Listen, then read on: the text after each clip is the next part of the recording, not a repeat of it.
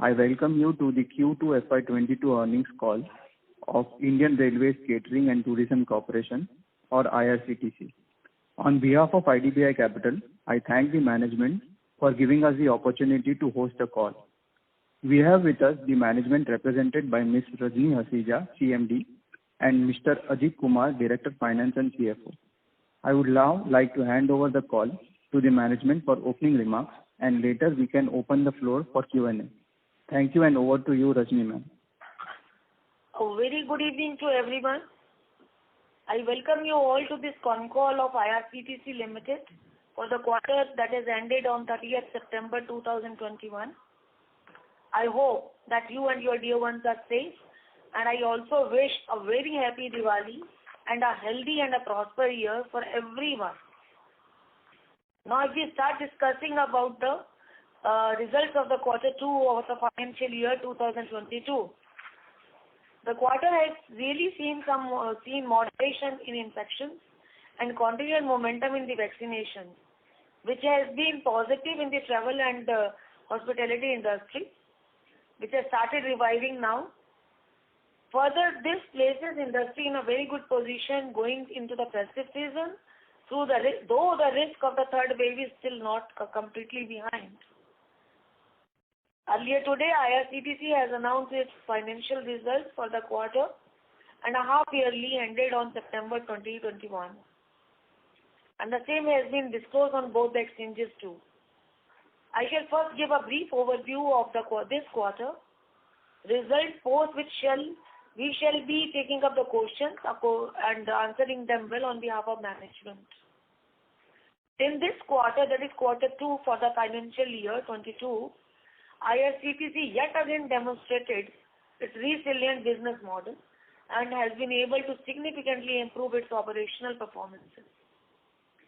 While normalization in the catering and the packaged drinking water and the tourism is still going to take some more time, internet ticketing has not been able to surpass its performance in the pre-COVID period, but in fact, in this quarter, that is quarter 2 of the financial year 22, has been the best ever quarter for this segment. So I congratulate all participants in this. On a consolidated basis, quarter 2 financial year 22 revenue came at around 404.9 crores, seeing a strong growth from quarter 1, where the revenue was only 243.4 crores. So there is a significant improvement quarter to quarter, given that the quarter 2 of the financial year 21 had the impact of pandemic.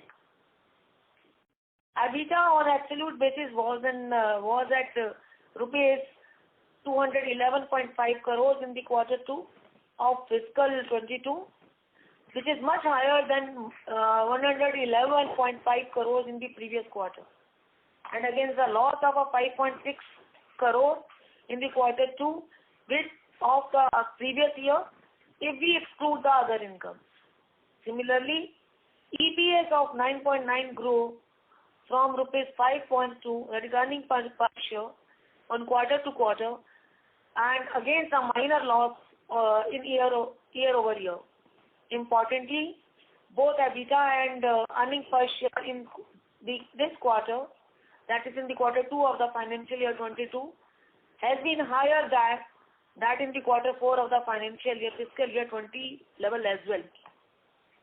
With the resilient performance in this quarter, gradual opening up of the economy and the festive season, vaccination happening, I believe that IRCTC is placed very well to continue to demonstrate improvement in its other operational areas, and the performance is going to be better. I shall now hand over the call to my colleague and our CFO, Shri Ajit Kumar, to brief you on the financial and segmental performance of the company. Thank you very much. Good evening, everybody, and festive greetings to you and your dear ones. I shall first give a brief overview about Q1 FY22 results, post which we shall have the question and answer session. Q2 FY22 revenue saw a sharp improvement both on quarter-on-quarter and year-on-year basis. The revenue of rupees 404 crore grew by 66.4% quarter-on-quarter and by 3.6 times year-on-year, given that Q2 FY21 had the impact of the pandemic. Given that internet ticketing continued to drive the growth, as you know, it has the highest margin amongst the business segments. The EBITDA margin continued to make a new high and crossed the 50% mark and was at 52.2% versus 45.8% quarter-on-quarter, and compared to a minor loss in Q2 FY21 if you exclude the other income. Let us now move to the business segments of the company. The first one, the internet ticketing. This segment continued to be the most resilient business segment.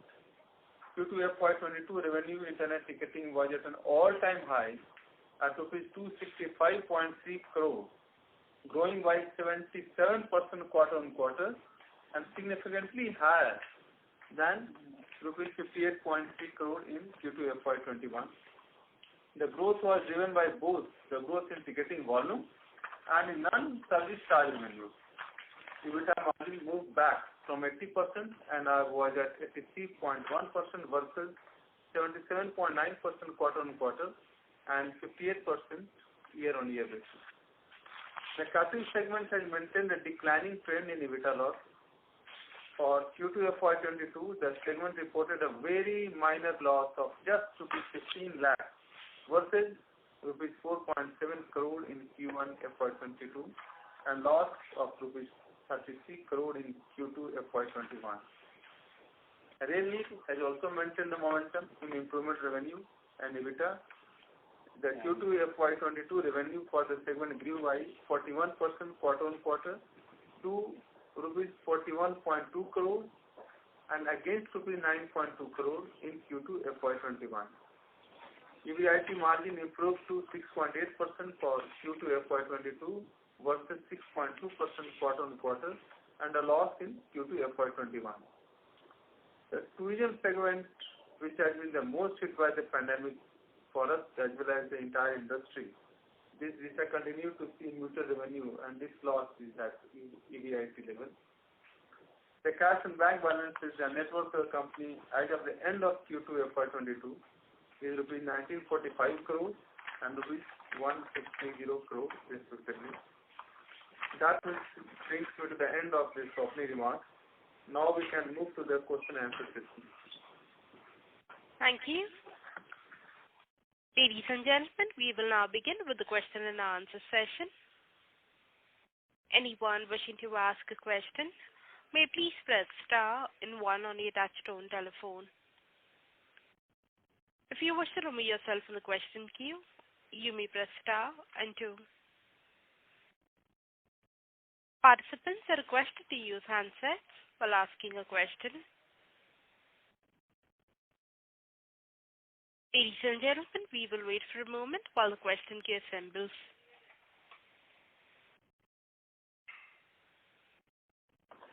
The first question is from the line of Jinesh Joshi from Prabhudas Lilladher Private Limited. Please go ahead. Thanks for the opportunity. Madam, I just have one hypothetical question. I mean, if we assume that the decision to share the convenience fee had not been withdrawn, what recourse would we have taken? I mean, I want to understand, do we have the autonomy to take a price hike or charge on a per passenger basis? So just wanted your thoughts on that. Shall I answer now or you have something more to answer? I have a follow-up, but I'll ask that after you answer this question. Let me handle the first one. It is good in the interest of IRCTC that the decision of the sharing of the revenue of convenience fee has been withdrawn. But had that not been withdrawn, what we would have done? As we have been mentioning in various con calls, that IRCTC has been given a liberty to decide its convenience fee, amount that can be charged. That amount in various conferences, investors have been suggesting that why not charge per passenger. At that time, management has been answering, let's not be that greedy.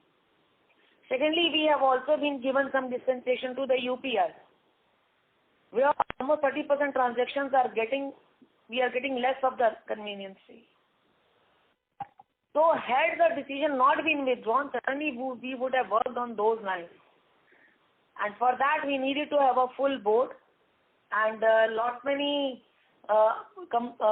decisions to be taken, which would have taken some time at least. So that forum was open for us, for which we had already started working. The management had already started working on those lines. So that alternative was available with us. But at the same time, you never know how this is going to take a view. Because ultimately this was to be decided by a BOD, Board of Directors. So where various thought of schools are there. So this was the option available for IRCTC. We were left with that option, either to increase the license fee. Actually, withdrawing the benefits to UPI we can't dream of, because it is our own indigenous product and we work in Atmanirbhar Bharat.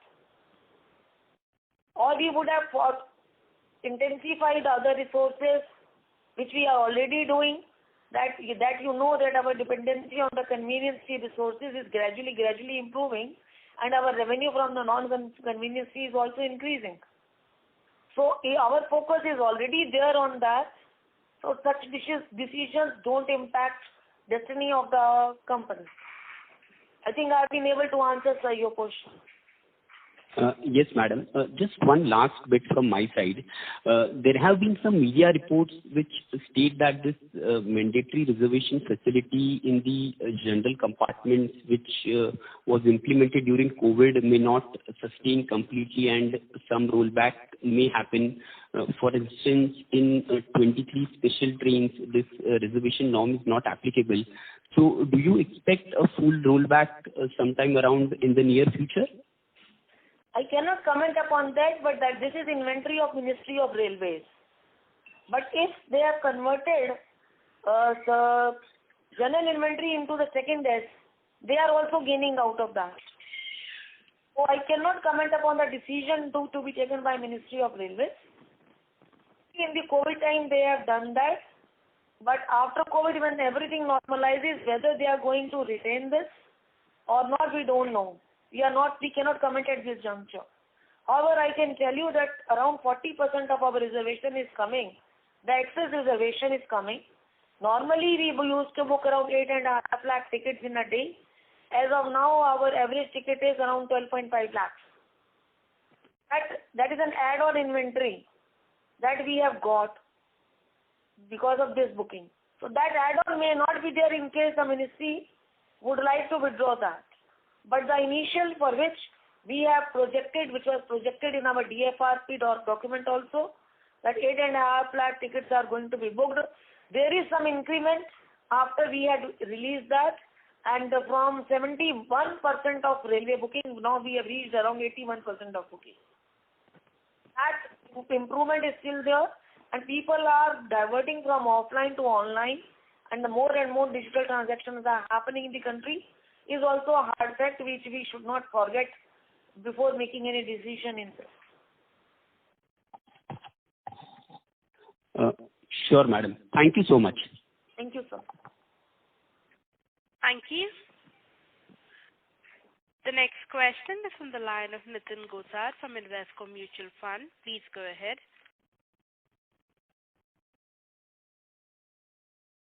Nitin, your line is in the talk mode. Please go ahead.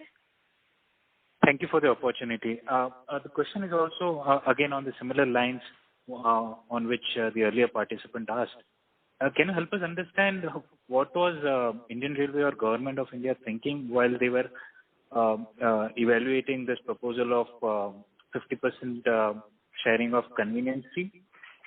Nitinji, I may not be the right person to answer this question. I take your point, ma'am.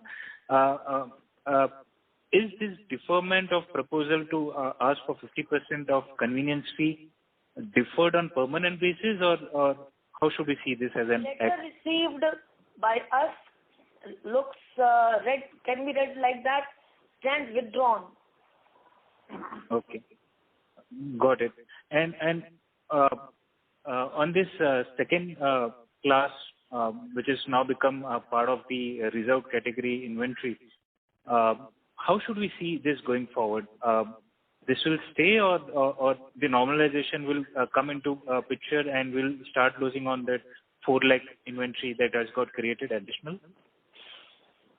So it is very difficult for me to handle this because this inventory belongs to Ministry of Railways, where the general category has been converted into the reserved category. Since the people are opting for it, it means people have not denied it. And there is a comfort zone also involved in that. Earlier they were going with the lot of uncertainty. By converting this, the certainty amongst the people has also been created. There are going to be few takers who will like to continue in that. There may be a few takers who would like to have a general inventory. So perhaps at this juncture, this question cannot be answered by IRCTC. This is the excess rain that we could capture.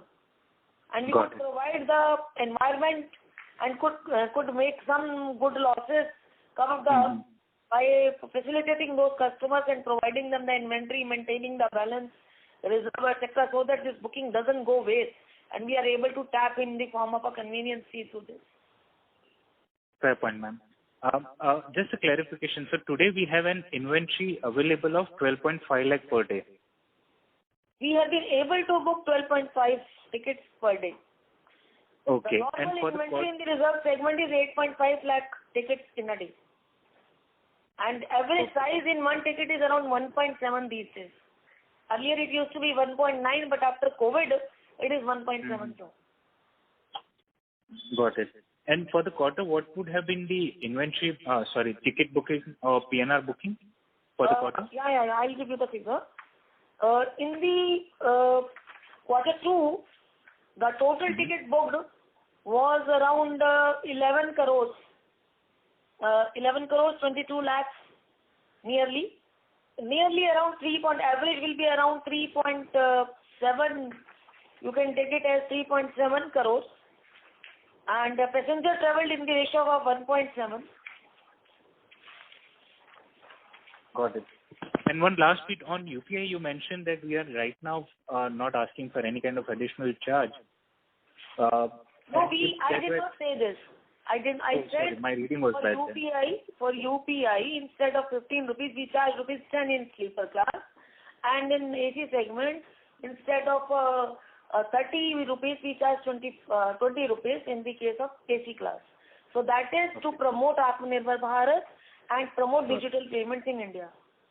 Because we are a big gainer of the digitization. Perfect, ma'am. I think that's it from my side. Thank you.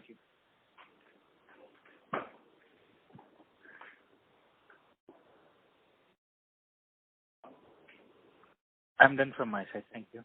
Thank you. Operator is disconnected. Can we have from the next question, please? Can we have next question, please? I think disconnect हो गया. अर्पित को phone. Thank you. She is back. The next question is on the line of Rahul Jain from Dolat Capital. Please go ahead. Yeah, thanks for the opportunity. I have a question that we have seen this massive swing in our stock prices, which I would blame to the investor community. But part of the issue on account of the input coming from Railway, Government of India on various elements such as convenience fee sharing and maybe merger with Chris and Railtail, those kind of events. While I can understand your limitation, but what I essentially want to convey or request is that there has to be a faster and frequent communication or clarifications to avoid scope for such speculation, because essentially the business has a lot of dependency on railway, and what can kind of give us comfort that if such event happen, how we would be able to safeguard interest of the minority shareholders. So the confidence which I can give, IRCTC can provide through its operating performances. But since most of our business are railway dependent, so railway as a policy maker decide something and IRCTC as a follower, as the extended arm of railways, implement that. Normally we discuss with each other, and rather this discussion is happening very frequently on daily basis on all the subjects. So these are not that issues are not discussed amongst each other, but there have been few gaps in the past. But I cannot really say ऐसा नहीं होता that people don't discuss and such kind of a decisions are taken. Your discussion point has been noted, and we will also try to communicate to our ministry that investor is worried about that, and investor would like to have more confidence.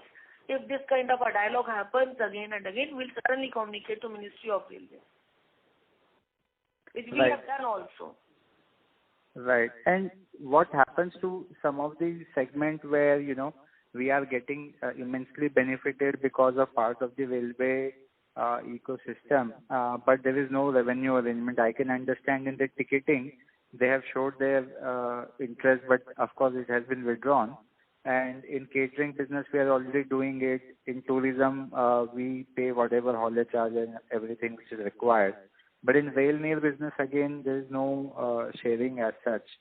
So what happens in case something of that sort is considered in that kind of a business at a later point of the time? And also, as you rightly said, what could you might have done in such an event in terms of pricing increase or UPI discount abolishing. But does that also somewhere imply that if we do a pricing hike in future, it may happen that it may come along with sharing with the railways, so eventually the benefit to the minority would not be any different? One is securing the interest of minority. Second is handling the expenses of IRCTC. The representation which IRCTC made to Ministry of Railways was on the basis of, one is of course was the investors' interest, and secondly the expenditure that IRCTC would like to do in upgradation of the site, because there are many things which we require to maintain this website, and the infrastructure requirement is huge. So if Railway has given us this work, so Railway has also saved. If 80% inventory is being booked through IRCTC for booking one ticket, Railway might be spending, this was a very old calculation I have, more than 60 rupees Railway was spending for booking one ticket. If the same work has been given to IRCTC, so you can calculate the amount of a saving which Railway has done. It is the digitization that has really helped, and the infrastructure placed by IRCTC and the experience of IRCTC in the last 20 years that has helped in maintaining this infrastructure in a very conservative manner. So, if suppose we increase the price and there can be a sharing with the railways, so I don't think so this can be discussed at this juncture. There has to be a lot of deliberations on this subsequently with the ministry, and we would like that to discuss in any case we would be requiring funds for maintaining our infrastructure, and we would also be requiring a lot of float to handle such huge booking. And some other arrangement for upgrading the site and making the DR site, etc., handling all the risks involved in the business. There are risks, because as we know that there are no transaction charges in the case of a debit card, in the case of a payment which are less than 2,000 rupees. So all where we were earlier earning in the non-convenience fee resources, they are not there. So these things are happening, the industry is changing. Till the industry is changing, the flow of revenue that is coming to IRCTC is helping in the handholding in the other segments. There was a time when this money was taken away in 2016-17 at the time of a demonetization. At that time, catering helped. And when during COVID, catering and railway was not there, so internet ticketing helped. That is what the resilient business model IRCTC has. Our growth is not only vertical, it is actually horizontal. The more domain we add so that we can cover up the losses of the other segment, and together as we come up as a great strength. Right. And in the catering and the tourism business, if you could share your thoughts in terms of when we expect the revenue getting aligned in the catering segment with the passenger traffic. We have seen this license fee run rate is, quite low compared to the normalized run rate.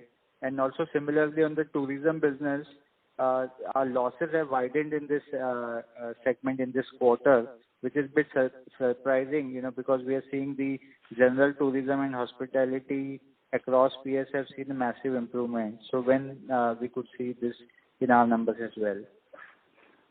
In the tourism, our losses have widened as compared to the previous quarter. There is a reason because the earning of the Tejas is being added into it. And there is some revision in the Tejas policy for which we have requested Railway Board to reconsider.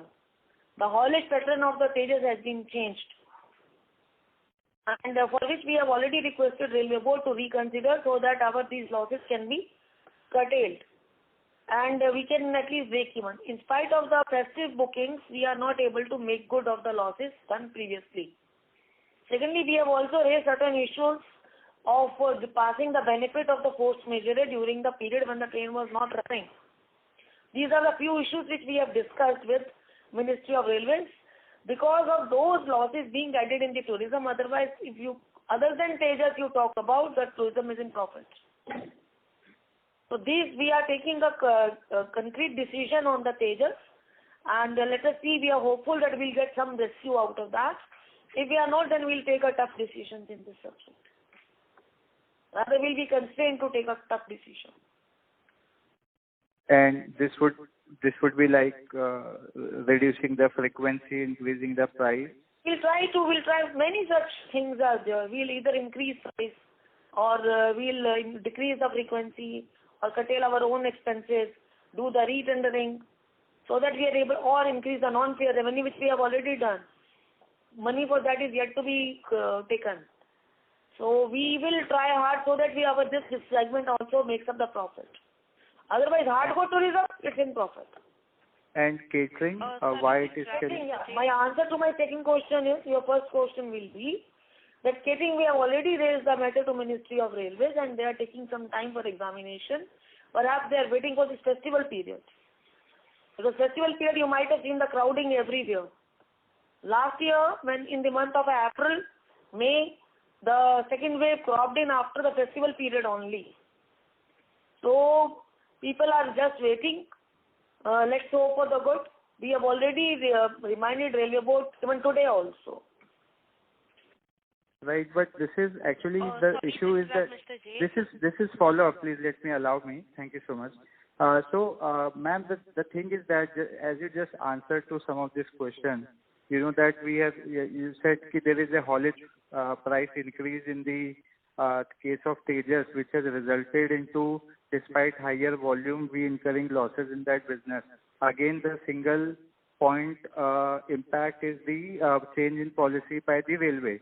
Similarly, in catering also, we are not able to cope it up with the relevant traffic-based revenue because the RT is being imposed by the railway. So I am not saying that they are trying to do something which is not in best interest of the shareholder. But of course, the decision making for us actually lies well beyond the conventional thought process of the board sitting at the IRCTC. Or they have their own limitations to that. So that is the big question out here, that we are doing fabulously well as an organization, but how we will be able to deal with such risk, because we are not able to address the issue which we actually have just because it is the call's been shot at some other place. Let's go to the root cause of it. Why Ministry had to withdraw the catering? Ministry had to take a tough call because there was a COVID. And there were many contact points, and Railway never wanted to be party in spread of COVID.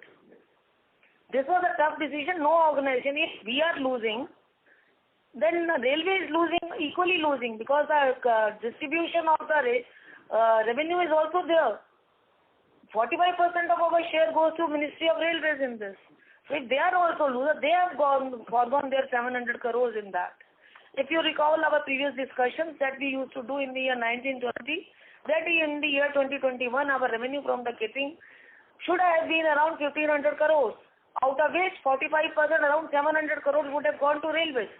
So railway also has foregone their revenue in the interest of a nation to save our life. The tough decisions at times are taken to take care of to get the better deals. And life saving, nothing can be better than saving a life. Thank you. The next question is on the line of Shyam Sundar Shriram from Sundaram Mutual Funds. Please go ahead. Hi, ma'am. Good afternoon.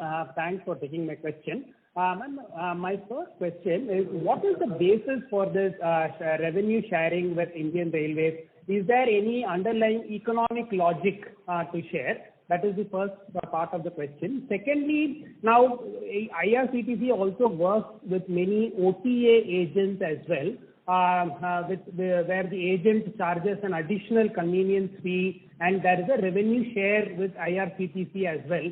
Is this also decided by Indian Railways, or is this decided by the IRCTC board per se? So tomorrow, if Indian Railways decides to change that also, is that something that is possible if Railways decides to change your terms of agreement with your OTA agents per se? So those are the two questions.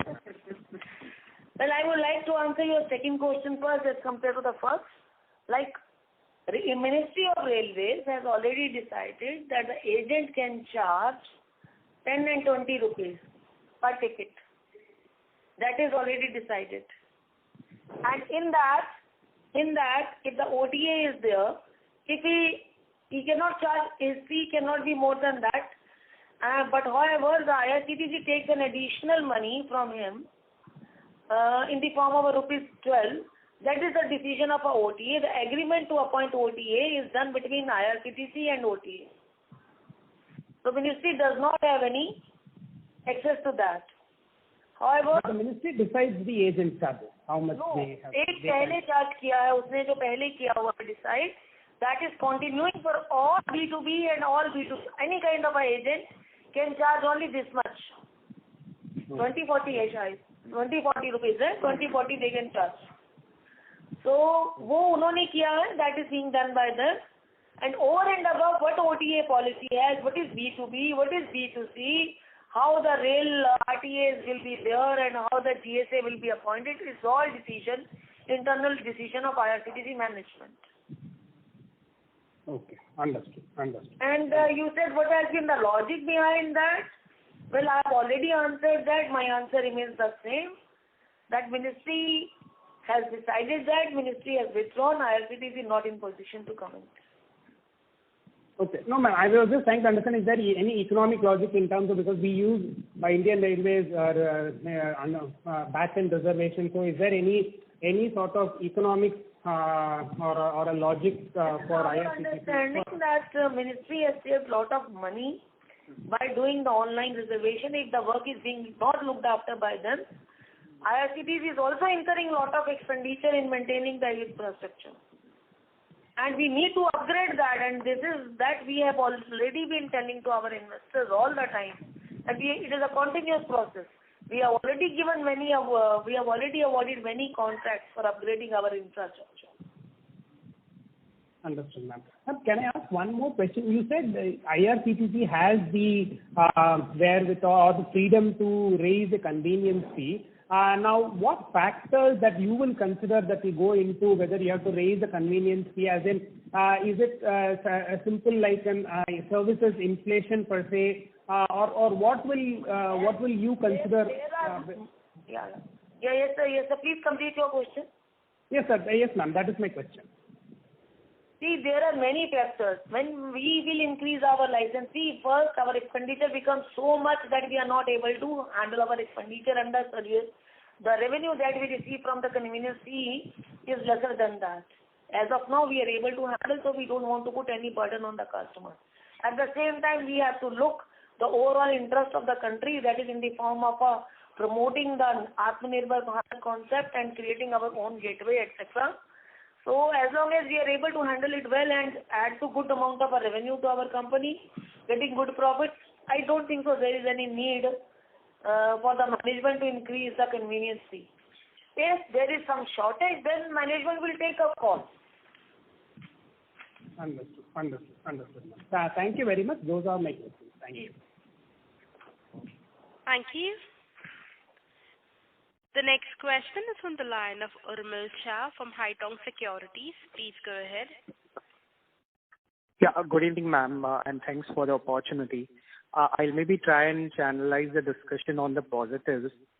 So if we look at the internet ticketing segment, ma'am, in this quarter, it appears that not only the volume-based benefit has enabled us to do all-time high revenue, but even the non-service charge revenue has touched all-time high as regards the quarterly run rate.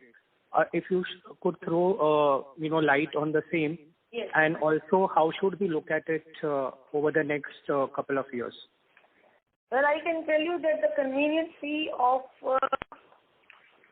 this quarter 2 has been around 299 crores. No. Quarter 2 is this.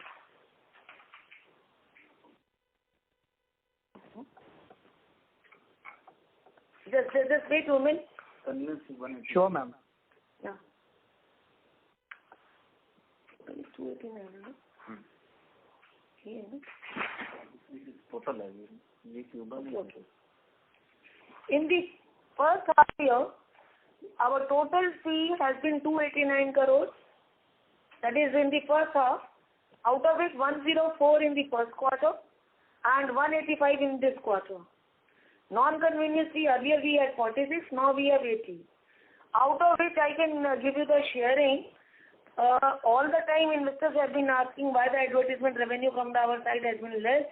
Let me tell you with the great pride that this time our 20 crores almost we have received through advertisement. So where we have been able to tap a good government ads for our portal. Then commission also has seen some very high because the overall ticketing has been high, so the commission has been high in the B2C segment. And AMC also, our AMC fees has also increased. So all segments except for the SBI, where our offer was there that we will not charge revenue to some, has shown some improvement. So this, our focus is convenience fee. Yes, we have to tap that. But at the same time, we need to increase our non-convenience fee resources. So this is the positive side, and there is non-convenience fee has shown increase of 74%, whereas the convenience fee has also shown the increase of 78% over the quarter 1. Sure. Ma'am, while on a quarterly basis we might have variation, but if I just annualize the 80 crores, that comes to around 320 crores on a full year basis as the non-service charge revenue. Would you say that is achievable in FY23 as a whole? We might have quarterly variation in this. लगता है हो जाएगा. Sure. That was helpful. Ma'am, my second question was on the e-catering side.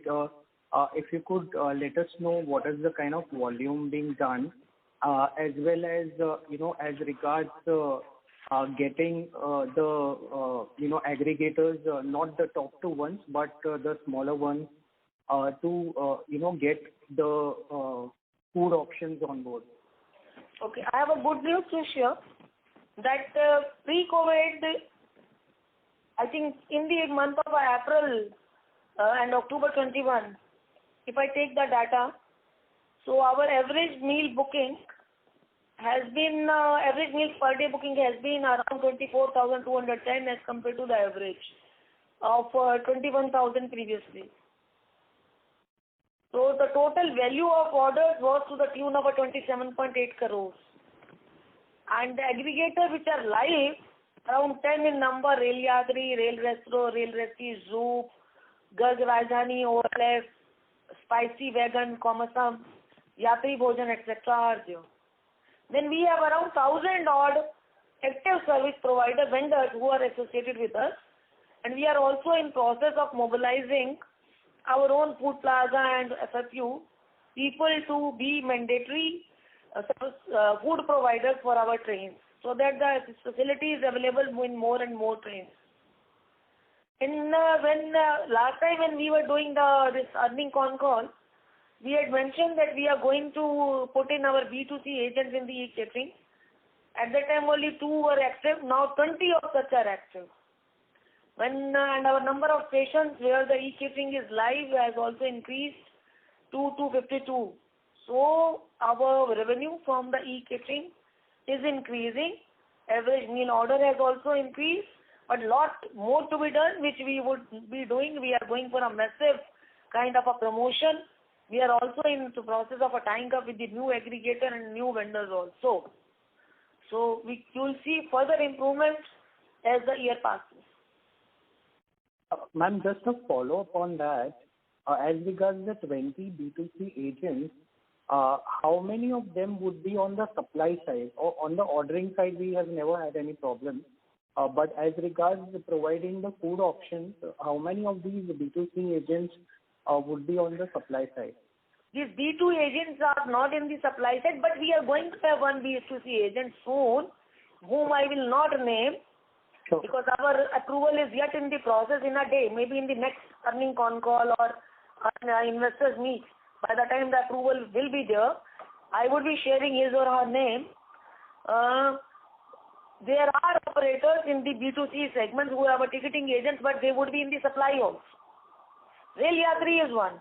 Rail Yatri is my catering agent also and the ticketing agent also. Right. And this Komasam. Komasam is my supply agent, but he is very less of a e-ticketing also he does. Similarly, we are going to have 2-3 more who have become our ticketing agent also, and will also be in the supply chain for the e-catering. So they are in process of tying up with the other hotel chains who can become. Ultimately, they book orders for those hotels and the supply chain for which we have already linked up and done one-to-one contracts. So they are gainer of our linking with them. Ultimately, IRCTC is gainer. Whether they earn or we earn, the earnings to the IRCTC remains the same. Sure, ma'am. Thank you so much and all the best. Thank you. Thank you. The next question is from the line of Revant Shah from SBI Life Insurance. Please go ahead. Yeah. Madam, you mentioned that we are in constant discussion with Ministry of Railways for policy-related matters.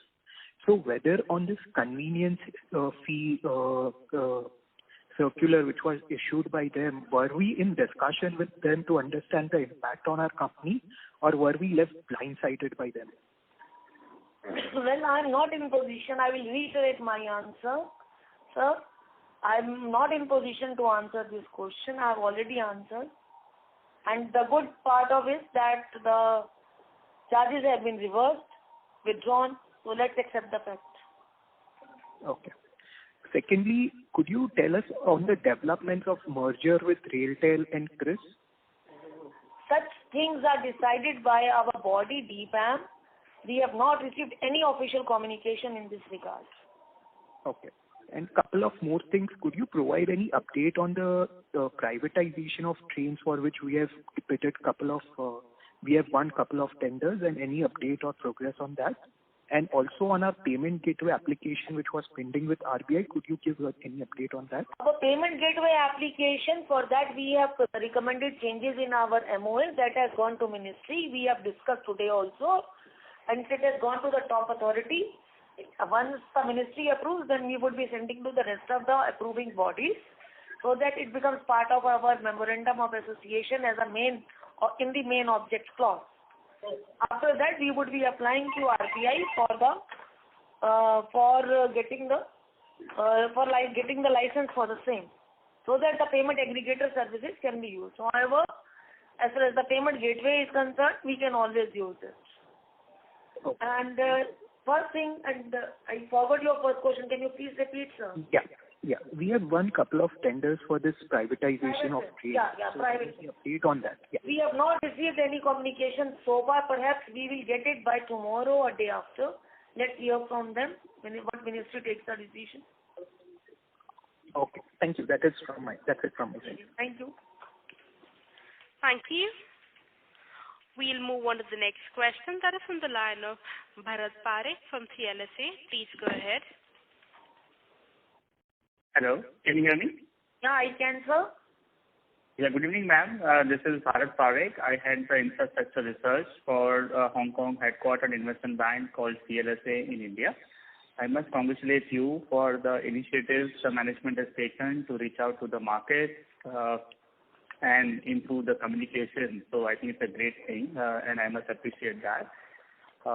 Also, I just wanted to ask you, ma'am, from an investor relations perspective, how do we reach out to the company? Because we have been writing multiple emails at investors and also other email IDs which is available on your website.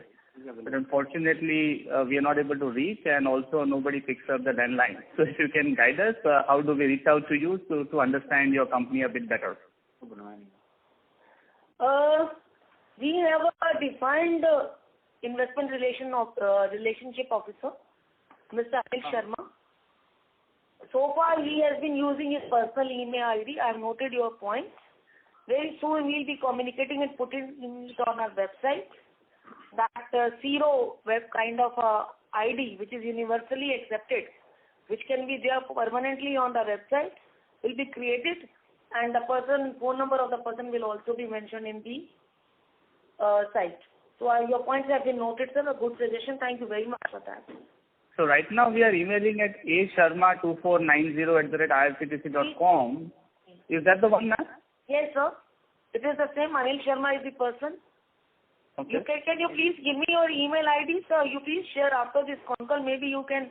My number is there. You can give me a message. I'll find out where these mails are going. हो सकता है junk में जा रही हो, कुछ हो रहा हो. Let me see my system. हाँ ma'am, so how do I reach you? That will be my pleasure, ma'am. Please आप share कर लीजिएगा अगर कुछ भी ऐसा है तो. We are here to sort out the issues. We don't want any investor to say this that his or her query has not been answered. That is so nice of you, ma'am. Really appreciate the thought process you have. Truly commendable, I must say. And would be my pleasure to reach out to you and be in touch with you and understand the company. Really appreciate it. Thank you, sir. Thank you. Thank you, ma'am. Thank you. The next question is from the line of Mayank Babla from Dalal & Broacha. Please go ahead. Hello. Yeah. Good evening, ma'am. Thank you for taking my question. I wanted to delve further in the non-convenience part of the internet ticketing. You said 20 crores was from the advertisements. Could you give the details of the balance revenue in that? Yeah, I'll read out for you, sir. In the first half year, I'll take the half year figure. Yeah. Convenience fee has been 289 crores. Yeah. And the service charges other than the iTicket has been 23 crores. Advertisement income, that is one. The advertisement income is actually divided into two parts.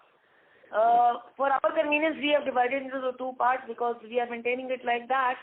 In one part, we have received 5.84 crores, and in the second part, we have received around 15.37 crores.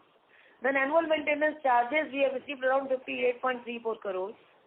Okay. Then e-wallet, that is the e-wallet, closed wallet that we run, 2.79 crores in that.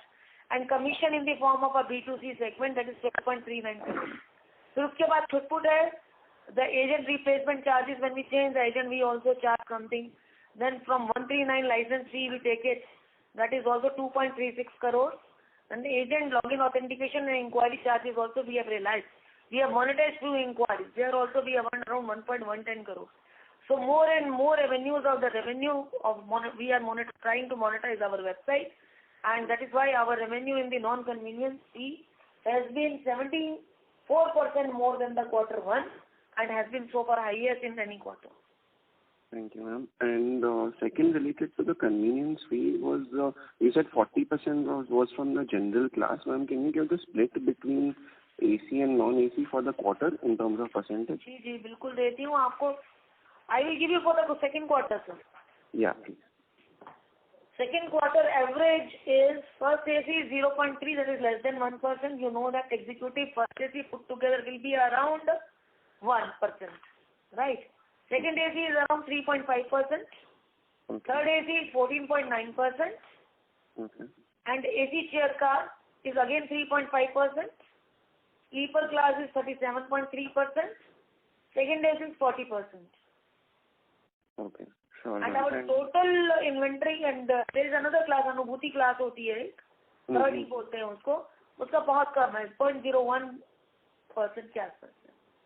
And the total inventory booking is around average is 80.23% in the second quarter. That is July, August, and September.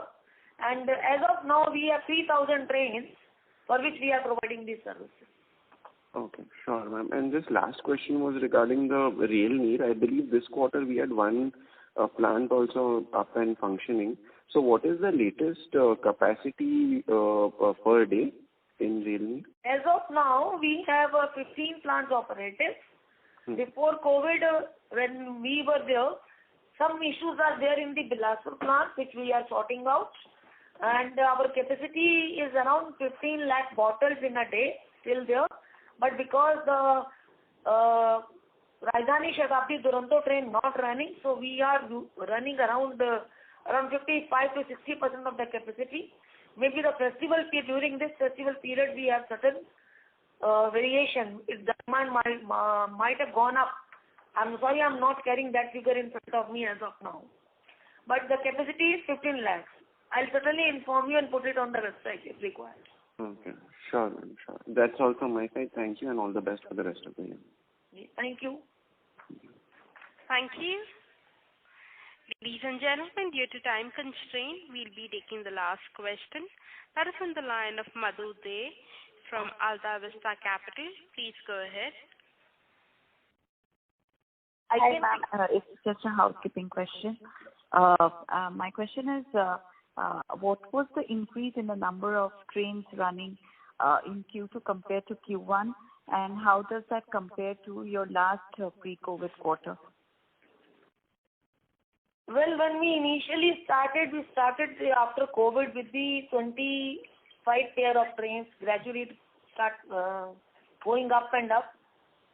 And as of in the month of October, now I'm talking, because October is also over, today is 1st November. We have 3,000 trains which are running and for which we are providing the reservation. It starts coming up like this.